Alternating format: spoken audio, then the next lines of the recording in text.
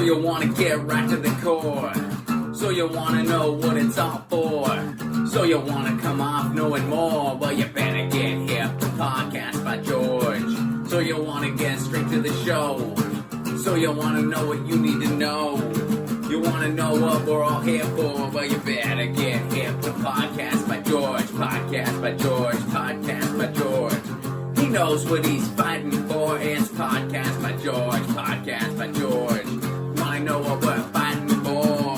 Hello, hi, how are you? Welcome on back in to another podcast by George. Well, she's back. Laura Belin from Bleeding Heartland revisits Podcast by George.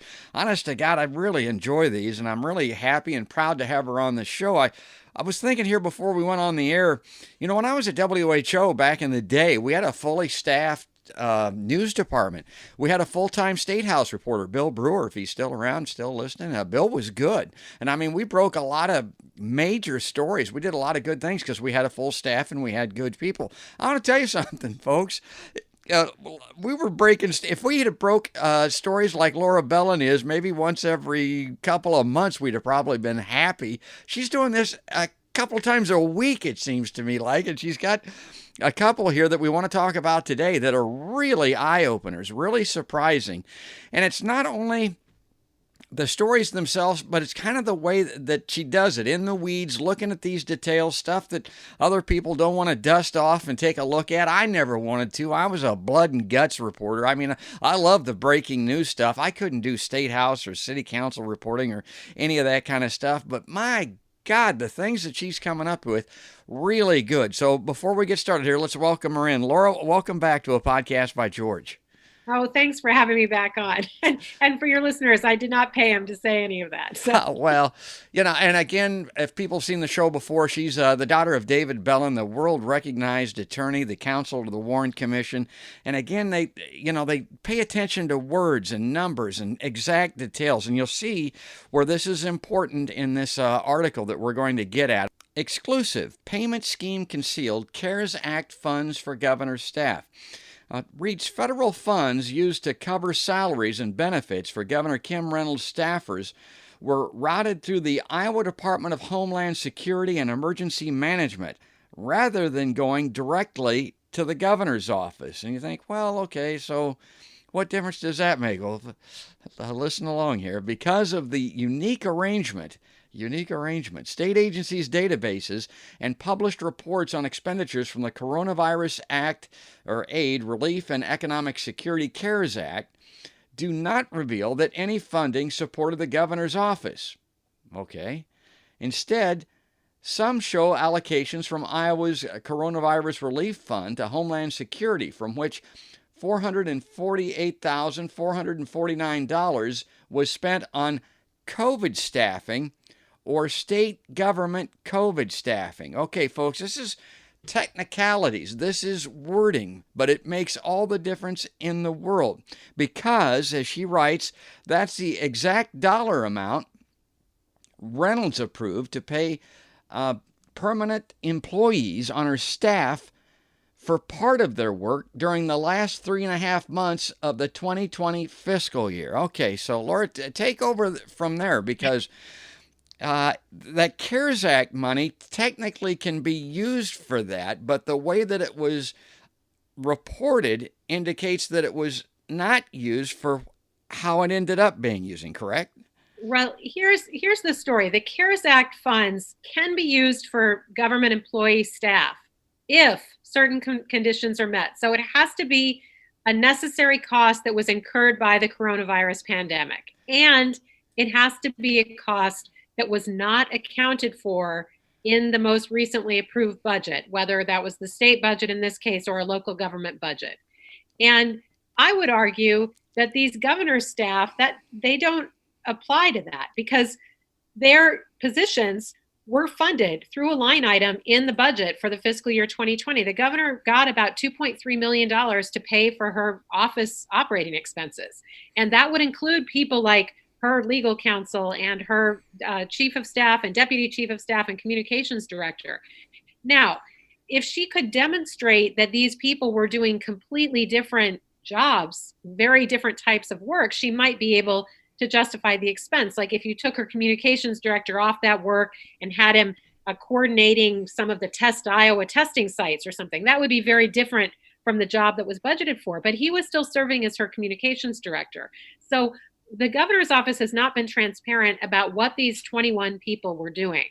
She said that they were working on COVID-19 related issues, but that's really not sufficient. That's necessary, but it's not sufficient because it has to be an expense that was not foreseen in the budget.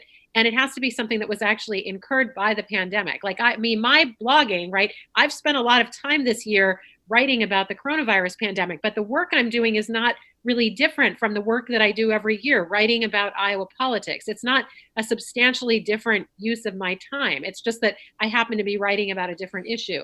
Now, this question of the running the money through Homeland Security, I think, is important because the federal auditors from the Treasury Department will eventually have the final say about whether any of this spending is appropriate.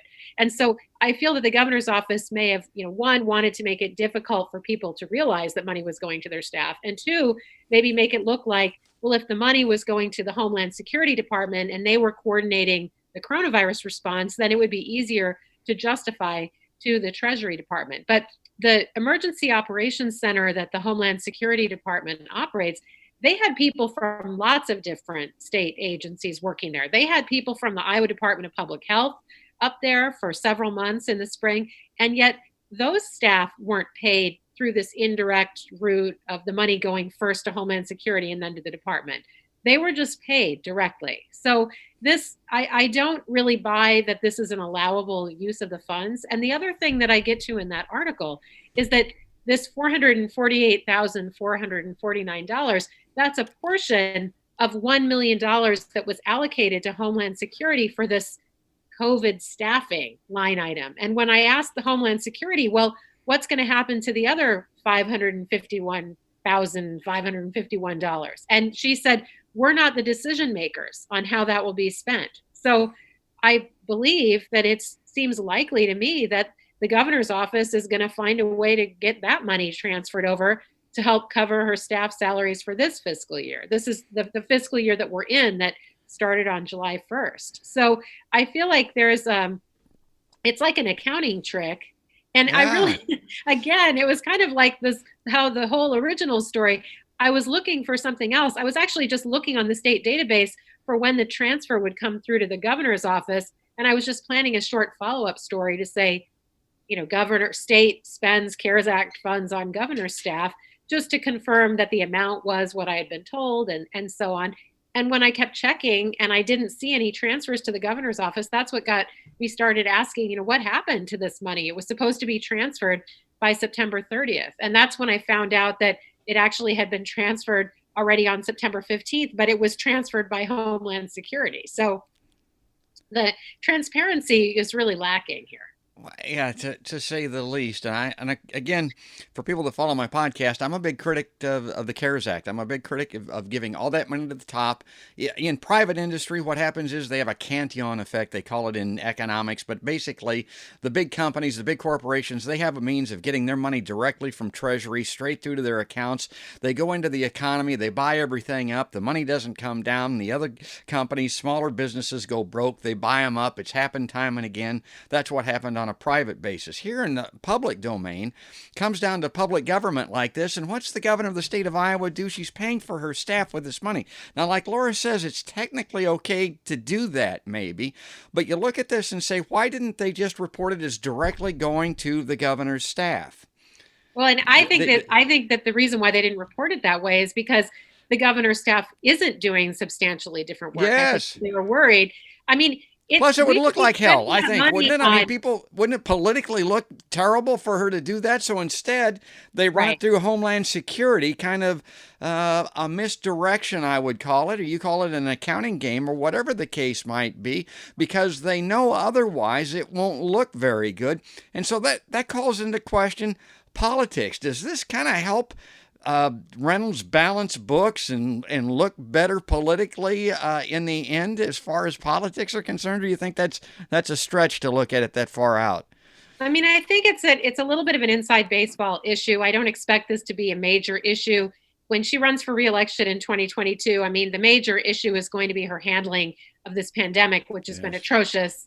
Where all the trends are going in the wrong direction all the time. So, I mean, I think that's the bigger issue rather than spending $500,000 on her own staff. However, I do think that it's a balance the books issue, because what I suspect is happening, and in fact, the reason why I started down this road that led me to discover that they were even using CARES Act funds, is that the governor is overspending her budget. She hired more people. She's paying her staff very generously. And I think that she was on track to overspend her budget. And this is something I'm still investigating. But I suspect that she wouldn't have been able to really make ends meet without that infusion from the CARES Act. And that's one reason I expect that this remaining money that's sitting right now in Homeland Security for COVID staffing, I think that that money is going to find its way to the governor's office to help her balance her budget for the fiscal year 2021, because I think that she's just got a lot of very well-paid staff, and the legislature didn't really increase her budget this year. She's still got about $2.3 million to spend.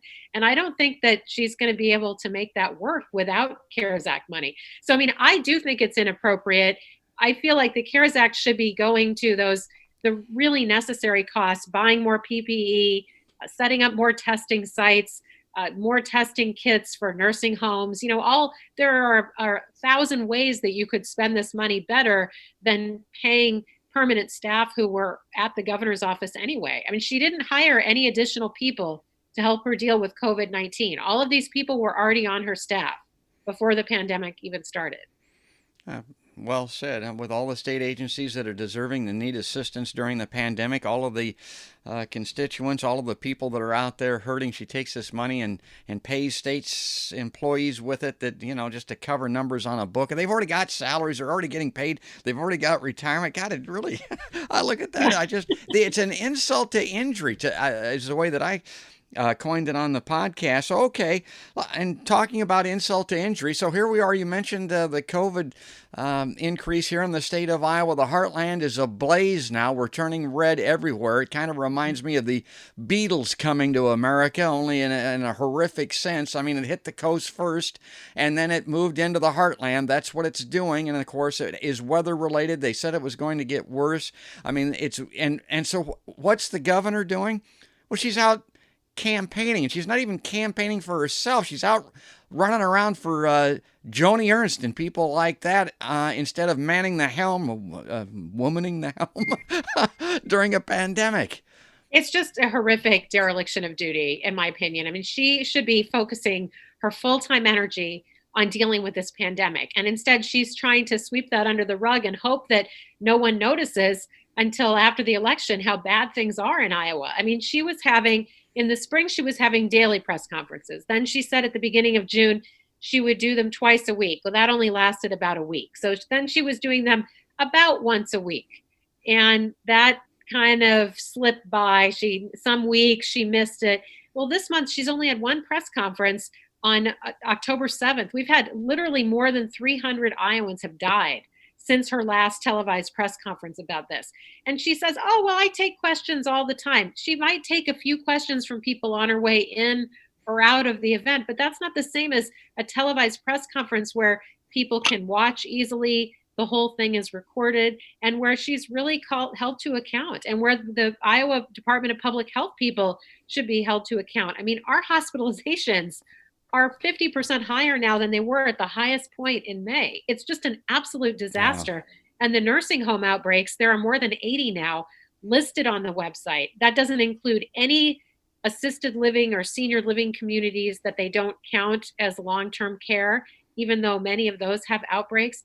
And I am very skeptical about the numbers that they show for the total infections in those facilities, because I hear periodically from readers around the state that they know someone in such and such nursing home, and the state website says there are 15 cases, but actually there are 40 cases. So, I don't know. It's very difficult for me to verify that information, but I've heard it enough times from enough people that I do think they're lowballing the numbers on the state website. And I think the governor was happy to go on TV when she could talk about the trends going in the right direction, but all of the trends are going in the wrong direction now. And I heard her say recently, maybe it was on a Thursday, when somebody caught her and she said, well, we're testing more than ever. But that's not why the case numbers are rising. I mean, New York City is testing 150,000 people a day, and there are New York State rather, and their positivity rate is like 1% or Right. below 2% for sure. Well, our positivity rate is 15 to 20% a lot of days, and that's a disaster. That means that it's spreading very, very widely in the population. So testing more doesn't get you more cases unless the community spread is very, very high, which it is. I got to tell you, Laura, I was thinking of you when I saw that article about her claiming to be accessible. I thought to myself, how accessible are you to Laura Belin? That's right. I mean, you're running around out here talking to small town radio stations and newspapers that are probably just dazzled with an opportunity to even shout out a question, maybe. But people like you that are very knowledgeable, an insider that's on top of these books and breaking these stories, you still can't get into a governor's news conference, even if she was having one. Is that correct? That's correct. Yeah, they won't even give me the phone number to call in to be on the line for those. They don't answer any questions. None of my questions about this CARES Act stuff have ever been answered since I started asking questions in August about it, actually, when I first found out that some people on the governor's staff were getting the money. And then what they did, she had a press conference. So I reported the story about CARES Act funding going to the governor's staff on September 13th. It was a Sunday. She happened to have a press conference scheduled for that Wednesday, the 16th, and she did address the question related to that.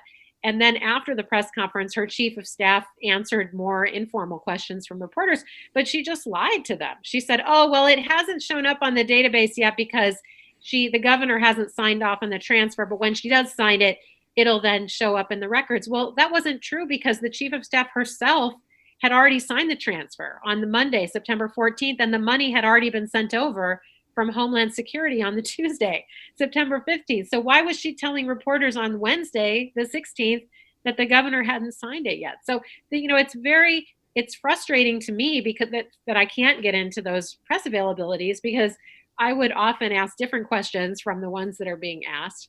And I know it's frustrating even for some of the reporters who do have access because usually those press conferences are cut off before they're done asking. I mean, some of the governors, Andrew Cuomo, I mean, he'll sit there and take questions for an hour some days until everybody's got all their questions answered. So that's not my experience. And when I send them by email, it just goes into a black hole. But I keep sending them. So I give them the opportunity to answer my questions, but they don't like to take that opportunity. And they're extremely valuable, I think. And we're seeing it here with the 2020 presidential election as an example. One of the biggest indictments of Donald Trump is he's a huge liar. And how do we know this? Because of those news conferences that he has. I'm a big believer in those types of things. You can see what's going on. I get a real sense of what these people are like by looking at the way that they handle the press, handle the questions. I mean, you can look right in their eyes. I'm reminded of going all the way back to John Kennedy. My God, what a master. He had the news conferences all the time, and he would stand up there and you'd look at that guy and say, my God, he's the smartest guy in the room. I mean, and he's really confident. He's not afraid of anything or anybody. He'll take on all comers. This guy was a World War II hero, PT 109. I mean, my God, he wasn't afraid of some reporter with a newspaper that wanted to ask some sharp question of him. I mean, that guy could handle it. There's a lot of value in that, both sides of the equation, the electorate and for the politician. So when they run and hide or they don't have these news conferences, Obama, I don't think, had a lot of news conferences. I never did like that either. I want these people to stand up and be accountable and look the cameras and look the American people in the eye, and reporters like yourself even. Terry Branstad, I was never an admirer of his at any time, but he did have a regular weekly press conference almost every Monday. Yeah, Mondays, always on Mondays. at the same time. Yeah. And he would take questions. He would start with a topic he wanted to talk about, but he would take questions on any topic. And this governor, she's no longer doing a regular press conference. It's not a predictable time. And she's very prickly. When you can tell when she gets questions at some of these COVID-19 conferences that she doesn't like. She's really kind of snippy about it. And they're smart the way that they do it. The news conferences, governors' news conferences were on Monday. The staffs, they would have the weekend off. I mean, the senior staff, the people that reported on those. So there was nothing to do Monday. Everybody went and covered that. I mean, it got a lot of exposure. I mean, for Sure. Monday reporting and even into Tuesday. I mean, it was a great way to get the word out and know that you were going to get coverage. As the week went on, I mean, more things occurred. There was more competition, but there wasn't any competition for those news stories on Monday. Well, Yeah. And from my perspective, it was great because he always put them up on YouTube. So I always, even though I didn't attend them in person, my kids were younger at that time. I mean, I wasn't attempting to attend them in person, but there was really no need for me to do that because I could always see what he said. Well, this governor's press conferences, until the pandemic, they weren't televised. She didn't put them on YouTube. So, you couldn't even see what the other people were asking and how she answered. And that's very important for the style of reporting that I do. I really need to hear the whole question and the whole answer and not just whatever snippet might make it into somebody's newspaper account, because it's often very revealing the way she'll meander her way around the answer. Yes. Obfuscation is easy to spot. Well, again, we're out of time. I like to keep the podcast to about 25 minutes or so, Laura. I'm following. I'm wanting to see more coverage come out of this Eric Branstad thing out of the Intercept. I want to see some more on that. I'm going to follow Bleeding Heartland and see if you guys have some coverage on it. I think there's a big story there with Terry Branstad, the Trump campaign, his role as the ambassador of China, the jobs that Eric Branstad got, how that may have influenced his father and the U.S.'s response to China and all that. I think that's fascinating stuff. Anything else that you're going to be watching, paying close attention here? What should we look for next? Yes, well, there was a huge story. The New York Times broke a big story this week involving Matt Whitaker, the Iowa football player, who, as Trump's lackey at the Justice Department, tried to shut down a criminal investigation of a Turkish bank. And I think there could be more to learn about some of the things that he did during his short 3 or 4 month stint at the Justice Department. I'd like to know what other fires he tried to put out for Donald Trump. He's someone who may run for office. He has run for office already, and he may run again in 2022, especially if Chuck Grassley retires. Oh, my God. Let me lay down this marker for Podcast by George viewers. I know this guy from a locker room. Mm-hmm. Believe it or not, Matt Whitaker played at the University of Iowa. He's a premier elite-level athlete at the University of Iowa. Well, in middle age, he decided he was going to play hockey. So he started showing up at some pickup games and stuff like that. And I don't care what you were in football. You're not, the first time you put on the skates, you're not going to be very good. But I looked at this guy and I thought, man, he got to where he could get around out there on the ice. And I thought, well, that's really admirable. And go into the locker room and talk to this guy. Oh boy. He's out there, folks. Let me tell you something. And like I've always told people, I don't know if it's the finger of God or what it is, but if you get athletic ability, you get a lot of it and you're really good at it, a lot of times you don't get the mental part of it either. And that's the way I felt about Matt Whitaker. I thought, okay, this guy's an athlete. I'm not going to knock playing for the University of Iowa, and he can play hockey. But holy buckets, that guy is a piece of work. Keep your eye on him because that will be something different if he gets into, well, my God, if he runs for senator or something like Laura's intimating, that could really be something. Yeah, well, he already ran for senator once. He lost the primary to That's Joni right. Ernst. That's right. But that's an interesting perspective on him that not many people have. Yeah, well, he's Meshuggah in a big way. Let me tell you, folks. I mean, that's just my take on it. Anyway, Laura, I'm going to let you go. Again, I appreciate you coming on Podcast by George. The election, by the time we get this on the air, will have been over with. Let's hope for bigger and better things here as we move along towards the end of 2020 and get this coronavirus thing hopefully under control. I hope the governor starts to wake up on this stuff and we change our way of doing things.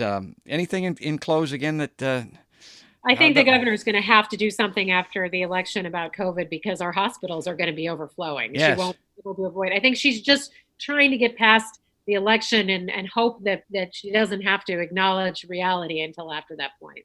Yeah, and here's the reality. If you don't believe in COVID, if you think it's a hoax, if you think the figures aren't reported correctly or whatever, wait till you get it, one of your family members does, and you go to get treated at one of these hospitals, and you can't get treated immediately or get the treatment that you need because the healthcare workers are down. They're sick. I mean, this is real, and it's affecting the hospitals as far as their capacity is concerned. The healthcare workers are getting fatigue, and people are refusing to take the precautions that they need to. It's got to change, or we're all in for a real bumpy ride here, or worse. Laura, thanks again for coming on a podcast by George. Thanks for having me, George.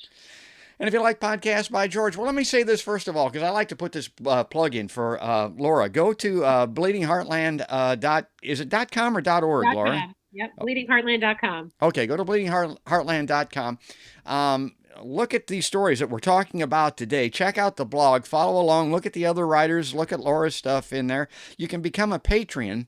On Patreon, and then you'll get each and every update as it comes to the blog, and it's a great way to follow along and support this stuff because you just can't let these politicians have their way. You can't let them ignore the media. You can't let them run and hide. You can't let them lie and get away with it. You got to follow people like Laura Belin to know what's going on.